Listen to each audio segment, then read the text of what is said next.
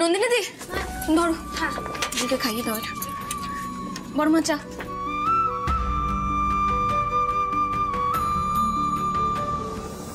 চা। Thank you.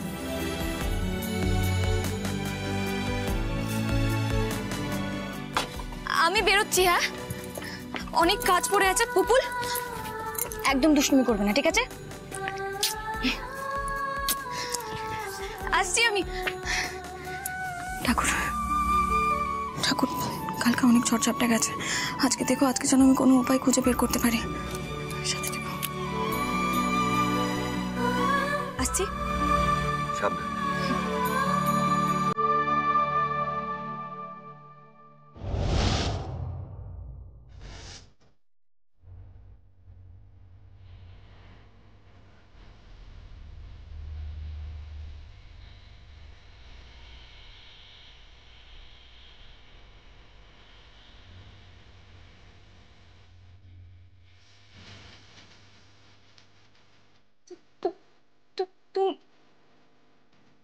আমি ওরকম ভূত দেখার মতো করছিস কেন? আরে আমি সত্যিই এসেছি। বিশ্বাস হচ্ছে না? আচ্ছা বেশ, চিমটি কেটে দেয়।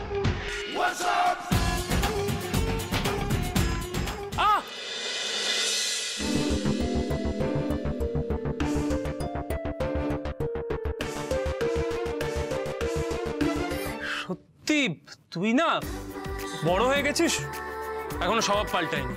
তুমি সত্যি এসেছো? কে এসেছে? এসো, ভেতরে এসো। ভেতরে আসুন স্যার, ভেতরে এসো।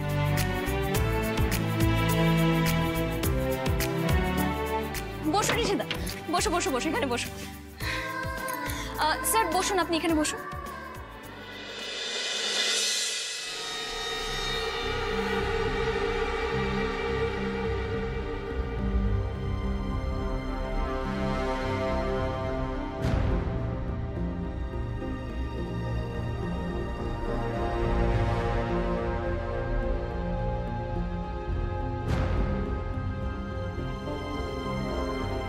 কে ইনি?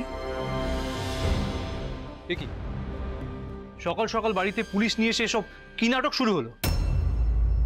না না, নাটক নয়, নাটক নয়। বিশ্বাস তো প্রথমে আমিও করতে পারিনি, তারপর চিমটি কেটে বুঝলাম যে না, এটা সত্যি ঘটনা, সত্যি সত্যি ঘটছে। ও ঋষিদা, উকিল।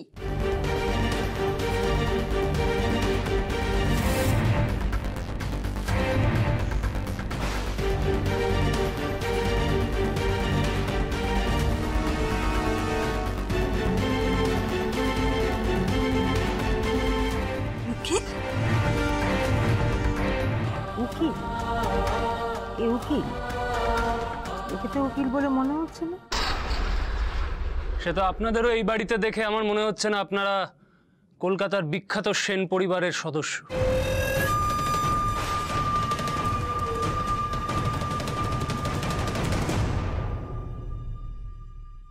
উফ ঋষিদা, তুমি তোমার এই উকিলি সওয়াল জবাব পরে করো, আগে বলো আমাদেরকে যে আমরা এখন কি করব, কি করতে হবে আমাদের। কথা বলে এই জগতে কেউ আপন নয়। কেউ হন উনি তোমার?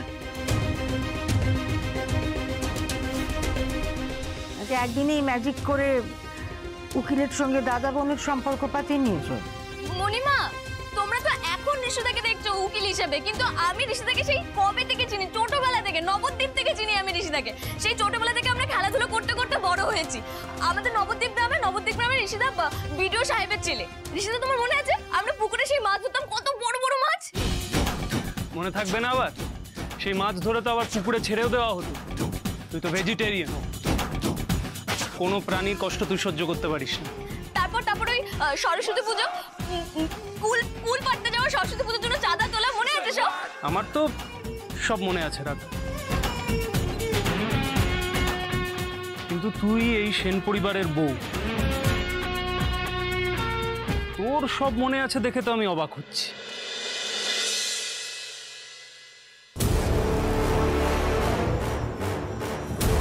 গন্ধটা অন্যরকম মনে হচ্ছে।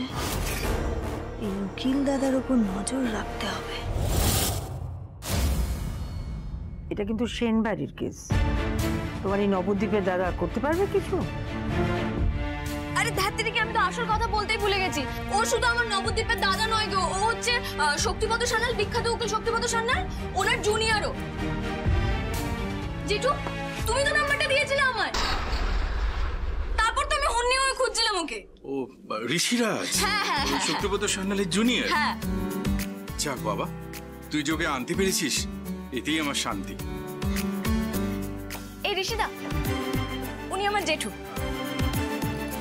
আর উনি আমার মণিমা, আর উনি হচ্ছে আমার বড়মা। আর এই যে এদিকে দেখো, আমার স্বামী আদিত্য সেন। নমস্কার। ওনাকে কে না চেনে?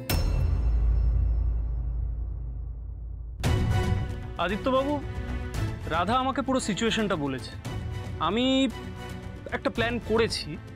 পুলিশ আপনার একটা স্টেটমেন্ট নেবে আপনার ওই ছাদ থেকে পড়ে যাওয়ার ঘটনাটা নিয়ে। আচ্ছা। আর সেইটা দেখিয়ে একটা কেস ফাইল করে আমরা একটা স্টে অর্ডার বের করব। অবশ্য আপনাদের যদি আপত্তি না থাকে তো।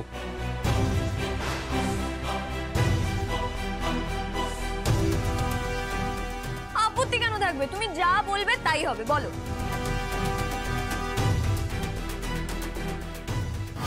না না না, এইভাবে চলতে থাকলে আমার প্ল্যানে তো জল ঢেলে দেবে এই রাধা। আটকাতে হবে আমায়। কিন্তু কেসটা তো সিরিয়াস, আমাদের উচিত একজন কোনো প্রপার লয়ার। অন্য কোনো লয়ার পাওয়া যায়নি, এখন যা করার উনি করবেন। তাহলে কি করতে হবে এখন?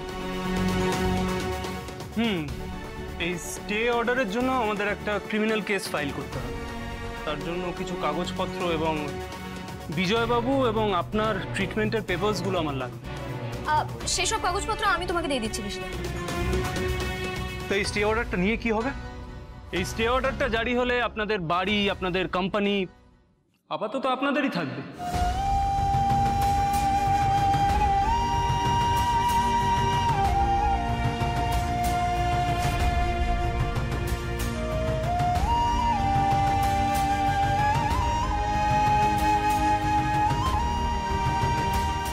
রাধা, আমাদের হাতে বেশি সময় নেই, তুই বরং কাগজপত্রগুলো নিয়ে নে আর আমার সাথে চল।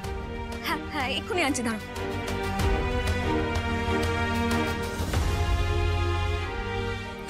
অফিসার, আপনি আদিত্য সেনের বয়ানটা রেকর্ড করে নিন। হ্যাঁ, বলে দিচ্ছি।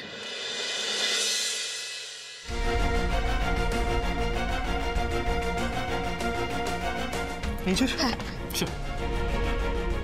আসছি, হ্যাঁ আমি আসছি, আমি আসছি। যাও যাও।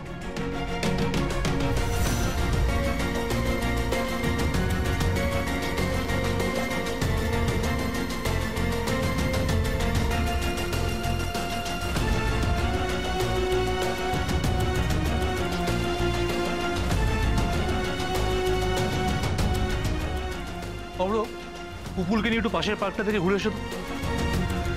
পুপুল, আমি আসার সময় দেখেছি পাশের পার্কটা খুব সুন্দর, জানো তো? ওখানে বাচ্চাদের খেলার খুব সুন্দর জায়গা আছে। যাও, পিছনের সঙ্গে ঘুরে এসো। ঠিক বলেছে, আমি দেখেছি একটা খুব সুন্দর পার্ক আছে। চলো তো ঘুরে আসি। চল চল।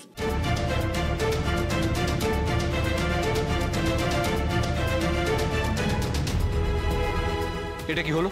কি হলো মানে? এভাবে কথা বলছিস কেন? যা হলো তো চোখের সামনেই তো হলো। লয়ার তো পাওয়া যাচ্ছিল না, ফাইনালি রাধা একজন লয়ারকে ধরে এনেছে, তাও যাকে তাকে নয়, বাবা যা রেফারেন্স দিয়েছিল তাকে। এটা তো ভালো খবর, তে অবাক হওয়ার কি আছে? দাদা ভাই, রাধা একজন উকিলকে ধরে আনলো, আর সেই উকিলের হাতে তুই আমাদের ভবিষ্যৎটাকে যা সঁপে দিলি। হ্যাঁ, সব জিনিস সাদা কালো হয় না দাদা ভাই, একটু বোঝার চেষ্টা কর। এখন অন্তত চোখের সামনে থেকে পর্দাটা সরা।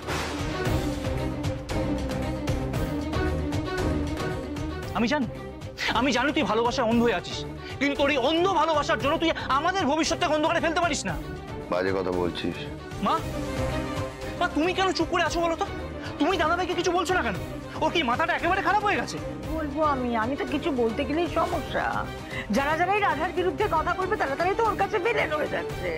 তো আবার অদ্ভুত কথা বলছো। এই বাড়ির এই ক্রাইসিসের সময় ও আমাদেরকে উদ্ধার করার চেষ্টা করছে আর সবাই মিলে রাধার দোষ দিচ্ছ। আমি কি বলতে পারি বলো? উদ্ধার? কে উদ্ধার করবে? রাধা। রাধা আর রাধার ওই নবদ্বীপের উকিল দাদা, তাই তো? হ্যাঁ, ওই ছেলেটা আমাদেরকে উদ্ধার করবে। যেখানে বড় বড় উকিলরা কেসের কথা শুনে সবাই ঘাবড়ে যাচ্ছে, সবাই রিফিউজ করছে কেস নিতে, সেখানে কালকের ছোকরা আমাদের বাঁচাবে। ভুল করছিস রাজা। শক্তিপদ সান্যাল একজন বিখ্যাত উকিল, উনি ঋষিরাজের কথা আমাকে বলেছেন। বাবা, উনি হয়তো কেসটা নেবেন না বলে দিয়ে দিয়েছেন। আদি, এই ছেলেটাকে দেখে আমার কিন্তু তেমন একটা ভরসা হলো না। আমার মনে হচ্ছে এই ছেলেটা কিন্তু পারবে না।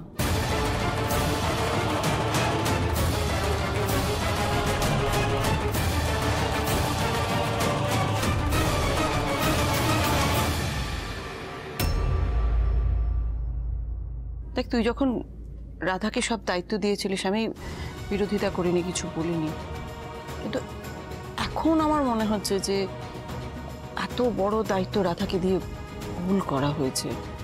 ওর দ্বারা এত বড় দায়িত্ব পালন করা সম্ভব নয়। আমার বিশ্বাস রাধা পারবে বর্মা। দিদি, তুমি কেন এত বোঝাতে চাইছো ওকে? কি বলছো ওকে? বুঝতে পারছো না রাধা ওকে বশ করে রেখেছে? রাধা ছাড়া কিছু দেখতেই পাচ্ছে না। হ্যাঁ, দেখতে পাচ্ছি না, কারণ রাধা ছাড়া তো কেউ কিছু করছে না বিশেষ। সেটা তোর মনে হচ্ছে দাদা ভাই।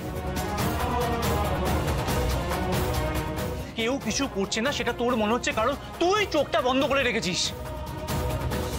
দাদা ভাই, আমি খুব ভালো করে জানি, আমি বুঝতে পারছি যে বৌদি ভাইকে হারানোর পরে তোর জীবনটা এলোমেলো হয়ে গেছে, তাই তুই রাধাকে খড়কুটের মতো আঁকড়ে ধরতে চাইছিস। সে তুই ধর, তাতে আমাদের কোনো অসুবিধা নেই। তুই সুখে থাক, সংসার কর, আমরা এটাই চাই। তুই হানিমুনে যা, হানিমুনে গিয়ে 2 বছর কাটা, তাতে আমাদের কিছু যায় আসে না। I don't have any problem. রাজা, বাড়াবাড়ি করছিস, লিমিট ক্রস করিস না। আলোর কথা কোত্থেকে আসছে?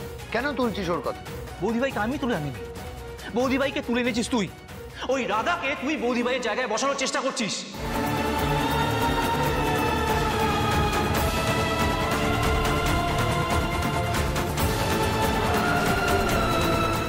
শুধুমাত্র তোর সুখের জন্য, তোর অন্ধ ভরসার জন্য আমরা কেন সবকিছু হারাবো? আমরা কেন পথে বসবো? কি হচ্ছে কি রাজা?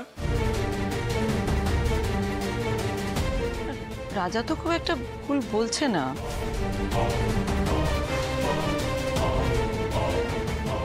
আমার তো মনে হয় যে রাধাকে এত দায়িত্ব দিয়েছে আদি আবেগ থেকে, কিন্তু আদির মতো এরকম ব্যবসাদার আবেগকে প্রাধান্য দেবে এটা তো আমি ভাবতেই পারছি না।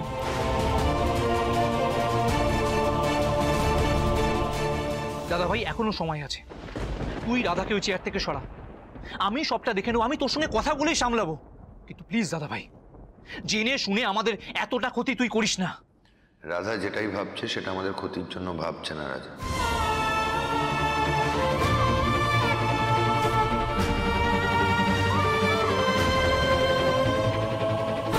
বরং তুই আর মেঘা যেটা করতে চাইছিলি তাতে আমাদের ক্ষতি হতো। আদিত্য, কি বলছো তুমি? দেখো, আমার এখনো মনে হয় আগরওয়ালি লাস্ট সলিউশন। আর রাধা যেটা করছে সেটা ভুল করছে। ও একটা ভুল লোককে ভরসা করছে, ভুল লোকের পাল্লায় পড়েছে। ও কিন্তু আমাদের সবাইকে ডোবাবে। রাধা ভুল করবে না।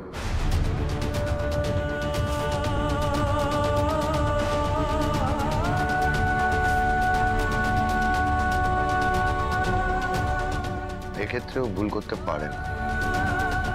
আর ভুল তোমরা করছো মেঘা, বুঝতে পারবে। রাধা আমাদের ডোবায়নি আর ডোবাবেও না।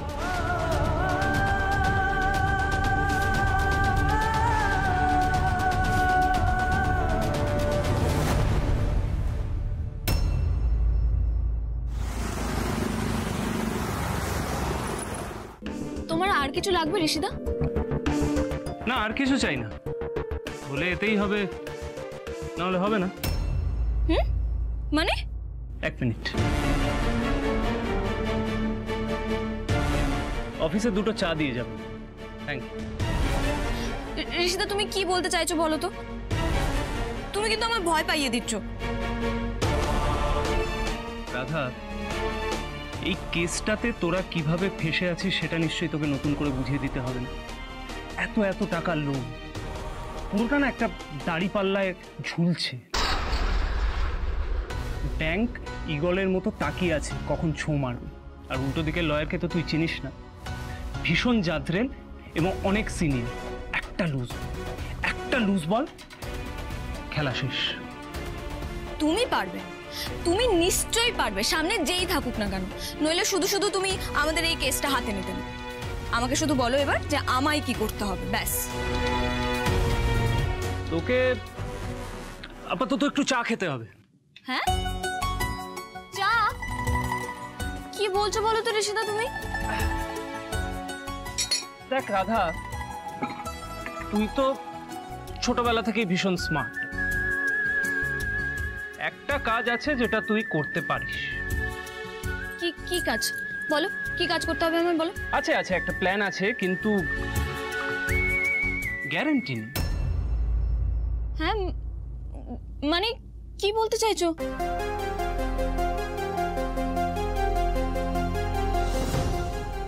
কি বলতে চাইছো বলো তো ঋষিতা তুমি? তুমি কিন্তু আবার আমাকে ভয় দেখাচ্ছ। দেখো ঋষিতা, তোমার উপর কিন্তু অনেকগুলো মানুষ তাকিয়ে আছে। আমার উপর নয় রাধা, তোর উপর। সেন পরিবারের বউ হিসেবে এই পরীক্ষাটা তোকে পাশ করতে হবে। মাঠে যখন নেমেছি এই খেলা আমি শেষ করবই, হার জিত তারপর। আর যদি আইনের লড়াইয়ে হেরেও যাই তাহলে বল নিয়ে বাস্কেটবল কোর্টে চলে যাব, ওখানে আমাকে কেউ হারাতে পারবে না। আবার সেই তুমি একই ধরনের কথা বলছো। তুমি কিন্তু এইসব কথা বলে আমাকে ঘাবড়ে দিচ্ছ, বলে দিলাম। রাধা সেন, আমি আমার মক্কেলদের ভয়ও দেখাই না, আবার মিথ্যে আশ্বাসও দিই না। আমার উপর ভরসা করেছিস তো, তোর সম্মান রক্ষার কিছুটা দায়িত্ব আমারও আছে। এবার মন দিয়ে শুন, তোকে কি করতে হবে। হ্যাঁ বলো, কি করতে হবে আমায়? আগে চাটা খা।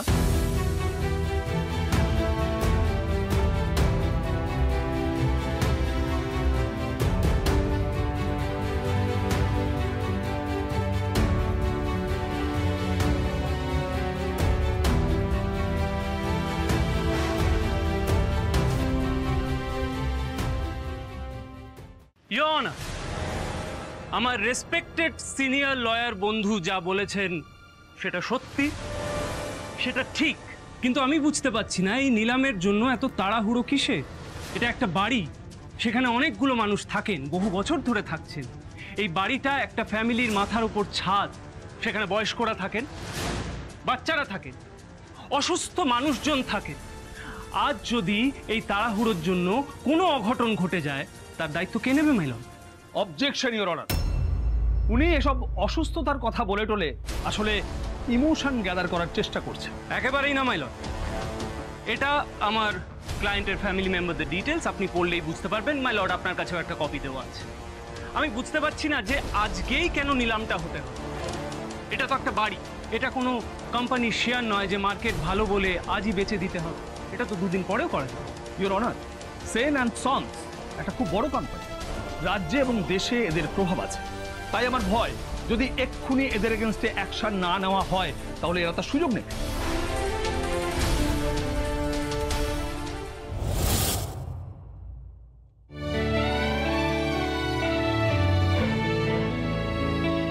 শুধু শুধু বসে আছি, কেন আনলে আমায় এখানে? ভালো লাগে না এই হুইল চেয়ারে করে বেরোতে, কমফোর্টেবল নই আমি। ঋষিতা বলেছে আপনাকে কোর্টে নিয়ে আসতে, তাই তো এনেছি।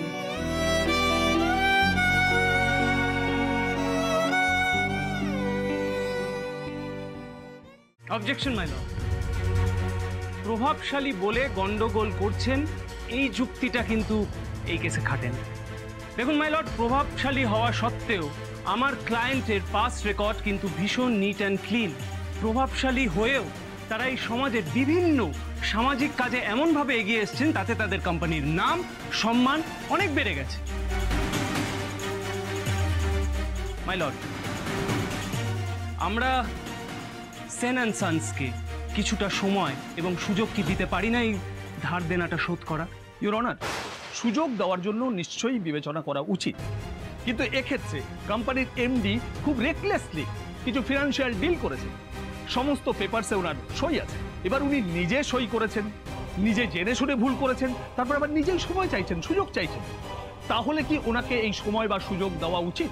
ইওর অনার, আমার তো মনে হয় ওনারা সময় চাইছেন যাতে আরো বড় কোনো প্ল্যান ওনারা বাস্তবায়িত করতে পারে, আর এতে আমার ক্লায়েন্টের বড় ক্ষতি হয়ে যেতে পারে। ইওর অনার, আমার শ্রদ্ধেয় সিনিয়র বন্ধু একটা কাল্পনিক ক্ষতির কথা চিন্তা করে বাস্তবের ক্ষতিকে ইগনোর করছে। মানে ক্ষতি যদি কারোর হয়ে থাকে সেটা হয়েছে আমার ক্লায়েন্ট আদিত্য সেনের।